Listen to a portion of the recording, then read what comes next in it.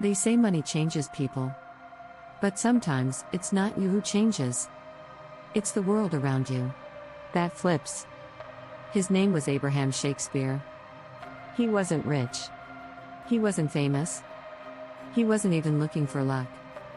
He just wanted a cold soda. Stopped at a gas station in some nowhere part of Florida.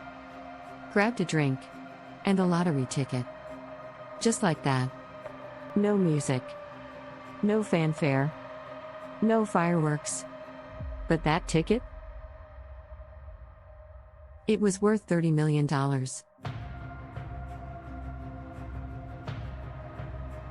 He won $30 million. Then disappeared forever. When he realized he'd won, he didn't scream, he didn't dance, he didn't call anyone. He got quiet. Because deep down, he knew this wasn't just a blessing. It was a countdown. He tried to hide it.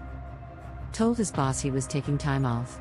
Told his neighbors it was all just a rumor. Even told his mother nothing had changed. But the state of Florida had rules. Winners had to go public. His name, Abraham Shakespeare, hit the headlines. And that's when his old life ended. At first, he played the role, took the photo with the oversized check, gave a few interviews. Smiled politely.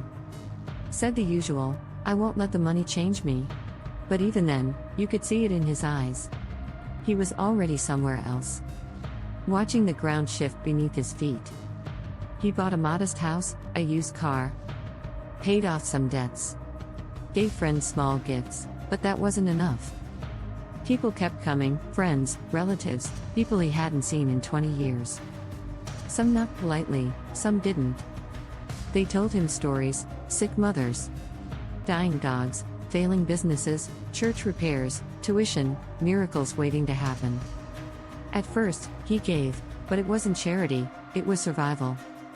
Every dollar he handed out was a shield, buying a little more space. A little more silence. But silence doesn't last, not when there's $30 million floating around your name. Soon came the lawsuits. One man claimed Abraham had stolen the ticket from him, took him to court, made headlines. Abraham won, but something inside him cracked. He stopped picking up the phone, stopped going outside, stopped trusting. His mother noticed the change, he wouldn't even come by on holidays. One friend said, he used to smile big. After the win? That smile got smaller every day. And then came Dee Dee Moore.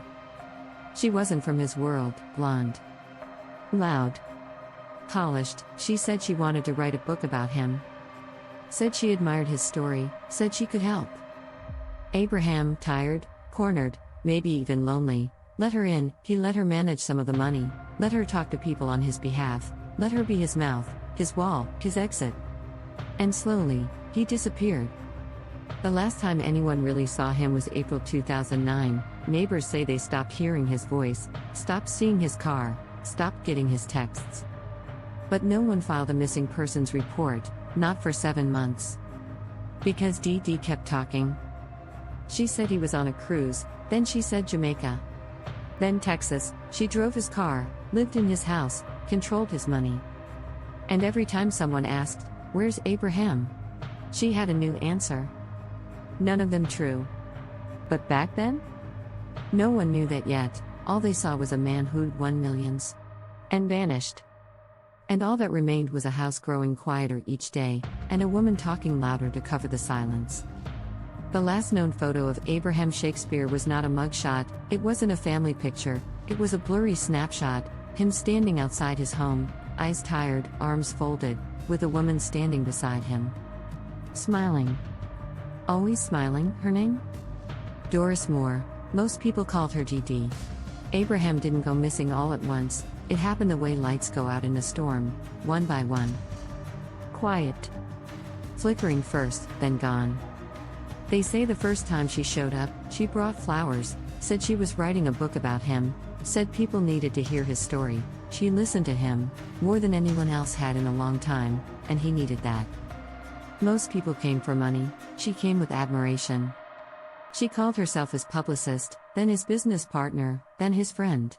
The roles changed fast, so did the paperwork. Within weeks, Dee Dee had access to his finances. She offered to protect what was left, said she'd help him budget, said she was good with numbers. Abraham believed her. He signed a few documents. Quickly, he wasn't the kind of man who read fine print. Then came the stories. She told neighbors Abraham had left town, told friends he was traveling through the Caribbean, told his own mother he was on vacation. But no one had spoken to him, no texts, no calls, not even on Christmas. And yet, his money kept moving, bank withdrawals, mortgages, deeds transferring into her name. She bought cars, paid off her debts, started a company. And still, no Abraham. People started whispering. One neighbor said, "Funny how she always answers his phone." Another said, "She told me he was in Texas." Then next week? Jamaica. She wasn't careful, she was confident, she thought people would believe anything, as long as she said it with a smile.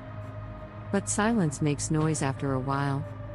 A friend of Abraham's, someone outside her circle, got suspicious. He told the police, "It doesn't feel right." He wouldn't just leave without saying goodbye. That's when the detectives stepped in. They visited Dee Dee's house, asked simple questions. Where was Abraham? When was the last time she saw him? Why hadn't anyone spoken to him directly? She had answers. Too many. One day she said he left to escape the pressure. Next day she said he'd given up on people. Later, she claimed he just wanted peace. But peace doesn't drive brand new Cadillacs. Peace doesn't take out home loans using a dead man's name. They searched her house, the yard, the documents, the lies. One thing stood out, a concrete slab, newly poured, behind her home. She said it was a patio project. Said she'd planned it for months. But they brought cadaver dogs and shovels, and within hours, they found him. Abraham. 6 feet under, wrapped. Shot. Forgotten. The man who once held a $30 million check, now buried under a concrete lie. She told the police it wasn't her, said Abraham was still alive. Said he'd asked her to bury some things. They found a phone in her possession, one she had used to text Abraham's family, pretending to be him. They found forged signatures, fake letters, withdrawals. And then, they found the worst thing, silence. 7 months, no calls, no movement, no goodbye. Just one woman, smiling in every photo, driving his car, spending his fortune. It didn't take long for the sheriff's office to name her a suspect. But even then, Dee Dee kept lying. She went on TV, gave interviews, told the world Abraham had just walked away from the drama. When asked why she was driving his car, she said, "He wanted me to have it." When asked why his bank account was empty, she said, "He trusted me." And maybe he did. But trust can be fatal when it's given to the wrong person. When the news broke that Abraham's body had been found, his mother collapsed. She had waited for a call, a knock, a letter. Instead, she got a grave, a shallow one, behind a house that wasn't his. But the story doesn't end here. This is where the trial begins. Where the masks come off, where the lies get weighed, where silence finally speaks. The body was found beneath a slab of concrete behind a house he didn't own. The house belonged to her, Doris Dee Dee Moore. He had been missing for 7 months, but when they found him, when they pulled his body from the dirt, that silence became evidence. 2 bullets to the chest, no note, no struggle, just silence. And now, it was time for that silence to speak. The courtroom was cold. Not just from the air conditioning, from the way everyone avoided each other's eyes, from the way the truth, heavy and undeniable, hung in the room like fog. Dee Dee sat at the defense table, hair done, lipstick perfect. She looked more like someone going to brunch than someone facing life in prison. She pled not guilty, said she had nothing to do with Abraham's death, said he had simply walked away. She told the jury, he wanted out. He wanted peace. He asked me to take care of things. But what she took care of was everything. His home, his money, his name, his life. The prosecution began with a timeline. They showed photos, bank records, text messages. They walked the jury through the last 6 months of Abraham's life, through every withdrawal, every forged signature, every lie. They showed Dee Dee writing texts from Abraham's phone pretending to be him, sending messages to his mother, his son, his friends. Messages like, "I'm fine. Just need a break, tell people to leave me alone." But the grammar was off, the tone was wrong, and most damning, he never used punctuation. These messages were full of it. Abraham didn't write them, Dee Dee did. A police investigator took the stand. He said, she went to great lengths to create the illusion that Abraham was alive. She had people call his voicemail, she left his car parked outside, she even staged phone calls, pretending to speak to him while others were in the room. One of her friends testified, she used to pause, pretend to listen, then answer like he was on the other line. Another said, she told me she was helping him start over. Then she bought a Hummer and said it was a gift from him. But the lies were unraveling fast. She'd taken out mortgages on his house, a house she'd convinced him to sign over to her, she drained his accounts, and still, she claimed innocence. "I didn't kill him," she said, "he trusted me. And that's the problem, he did." Then came the witness that shifted the entire case. A man who had worked with Dee Dee on home renovations stood up and said, "She asked me if I knew anyone who could dig a hole, then asked if I could pour concrete over it. She said it was for trash, but she wouldn't let me see what was in the ground first. That was it." Gasps, people stared, Dee Dee stared forward. No blinking. No reaction. Then came Abraham's mother. She sat in the witness box with photos in her hands, one of him as a child, one of him holding that giant check. Her voice cracked when she said, "He just wanted to help people. That's all, and they killed him for it." She looked right at Dee Dee, but Dee Dee didn't flinch. The jury listened to hours of testimony. The fake texts, the stolen money, the body under the slab, the concrete ordered the week he went missing, the receipts, the blood. Everything pointed to one thing. She didn't just want his money, she wanted his absence. And she made it happen. In closing arguments, the prosecutor looked at the jury and said, "This woman took a man who was kind, who couldn't say no, and used his kindness as the very weapon that destroyed him." He held up the phone Dee Dee had used, showed the messages, read them aloud. The room was dead quiet. Then he said, "You don't bury a man under concrete if he's just on vacation." It took the jury 4 hours. 4 hours to read through months of evidence, 4 hours to agree on the obvious. Guilty. First-degree murder, life in prison without parole. Dee Dee didn't cry, didn't yell, didn't speak. She just sat, stone-faced, like nothing had happened. Like Abraham Shakespeare hadn't ever existed. After the trial, reporters asked Abraham's mother what justice felt like. She said, "It's cold, but at least it's not silent anymore." Outside the courtroom, people whispered, how could she think she'd get away with it? All that money. And still, not enough, she smiled too much. "That's how I knew." The judge, before passing sentence, looked at Dee Dee and said, "You killed a man whose greatest fault was generosity? But the truth? Justice doesn't bring back the dead, it doesn't return lost birthdays, it doesn't replace a son, a father, a quiet man who just wanted to be left alone. What it does, is close a door. But behind that door, the echo stays." In the hallways of that Florida courthouse, there's a photo of Abraham holding the lottery check. His smile is uncertain. Like even he knew the cost was coming. And it did, not in bills, not in taxes, but in the form of a person who smiled louder than he ever could. The courtroom is empty now, the verdict was read, the sentence delivered, the reporters packed up, the lights turned off. But one thing stayed. His name. Abraham Shakespeare. The man who won $30 million and was buried for it. After the trial, a strange silence swept over Lakeland. People didn't want to talk about it, but they couldn't stop thinking about it either. In gas stations and barber shops, people whispered, he was too generous. He trusted the wrong person. He never should have taken that photo. Everyone had an opinion, but nobody had an answer. The house where he was buried? Demolished. The concrete slab? Gone. But the hole? Still there. Not in the ground, in people's minds. In his mother's voice when she talks about him, in his son's quiet eyes, in the news clippings that yellow with time but never fade.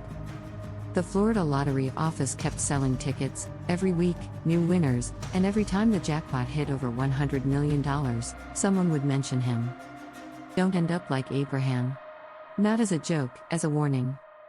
People who used to dream of winning now said, I'd rather just get a little. Not too much. Because too much got Abraham killed. In the years that followed, something rare happened. The law changed. Lawmakers introduced bills to allow lottery winners to stay anonymous. The bill was nicknamed the Shakespeare Law. It passed. Today, if you win the lottery in Florida, you can choose silence, you can choose to stay invisible for 90 days, just enough time to run, hide, or plan, but not enough to unsee what happened to Abraham. Journalists kept writing, Netflix considered a documentary, true crime podcasts turned his story into content. But for those who knew him, this wasn't content, it was a ghost. One of his friends, a guy named Cedric, said in an interview, people think he was stupid, but he just didn't know how to say no. That was his crime. Being kind. Cedric's voice broke when he said it. I saw it happening, and I didn't stop it. Dee Dee Moore is still alive, still in prison, still filing appeals, still denying everything. In one letter, she wrote, they needed someone to blame, and I was the easy target. She has fans now, people who believe her, people who think Abraham wanted to disappear. But the evidence doesn't disappear, and neither does the truth. So what is the truth? That a man with no enemies, no violence, and no debts could win the lottery, and die because of it? Or that generosity in the wrong hands becomes a noose? Or maybe, the truth is this, we don't hate the rich, we hate the rich who don't hide. And Abraham? He wasn't even trying to show off, he just didn't run fast enough. He was a simple man. Didn't want a mansion, didn't care for Rolexes, didn't even like attention. But money doesn't care what you want, it just shines, and when it does, people swarm. Here's the part that gets most people, he kept saying the same thing before he disappeared, I wish I never picked that ticket. And you hear that. And you wonder, would I still want to win? Would I still take the money, knowing what it could cost? This isn't a story about greed, not really. It's about how the world reacts to someone who suddenly has more money, more visibility, more vulnerability. It's about what happens when a man tries to live simply, in a world that doesn't let him. They say Abraham's legacy is don't trust anyone. But that's not the lesson, not really. The lesson is, sometimes the lottery isn't the prize, sometimes it's the trigger. And what comes next, that's the real gamble. In the final moments of this story, you might be asking yourself, what would I have done? Would I have helped everyone? Would I have gone public? Would I have stayed quiet? And maybe, just maybe, you realize the scariest part of all, there is no safe way to win. There's a drawer in every house. One that holds the forgotten things. Old papers, lost keys, lottery tickets. That's where Abraham's story began. And maybe that's where yours begins too. If you ever pick the right numbers.